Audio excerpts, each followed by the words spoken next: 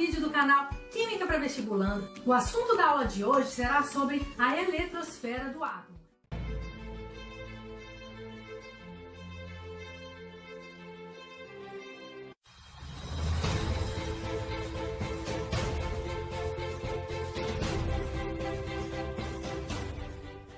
O átomo possui três partículas fundamentais: prótons, elétrons e nêutrons, e duas regiões: núcleo e eletrosfera. Os prótons e os nêutrons se localizam no núcleo e os elétrons se localizam na eletrosfera do átomo. O modelo atômico de Bohr sugere que os elétrons giram ao redor do núcleo em camadas eletrônicas ou níveis de energia. As camadas eletrônicas são representadas por letras e os níveis de energia são representados apenas por números. As camadas eletrônicas são K, L, M, N, O, P e Q. E os níveis de energia são 1, 2, 3, 4, 5, 6 e 7. Cada camada possui um número máximo de elétrons. Então a camada K, que é a primeira camada, possui até 2 elétrons. A camada L cabe até 8 elétrons. A camada M cabe até 18 elétrons. A camada N, 32 elétrons. A camada O, 32 elétrons. A camada P,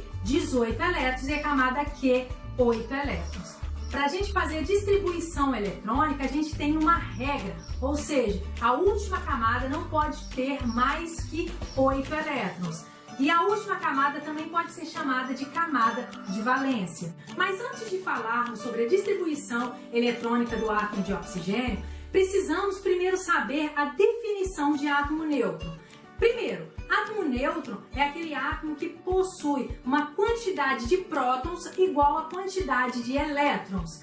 O átomo de oxigênio possui número atômico igual a 8. Isso significa que o seu número de elétron também é igual a 8. E como que a gente pode identificar um átomo neutro e um átomo que não é neutro? Na representação do átomo tiver uma carga positiva ou negativa, isso significa que o átomo não é neutro. Mas quando não tiver essa carga nem positiva e nem negativa, isso significa que o átomo é um átomo neutro. Para fazer a distribuição eletrônica do átomo de oxigênio ou de qualquer outro átomo, precisamos obedecer a sequência e a quantidade de elétrons que cabem em cada camada eletrônica. Como a quantidade de elétrons do átomo de oxigênio é igual a 8, coloca 2 elétrons na camada K e na camada L a gente coloca 6 elétrons.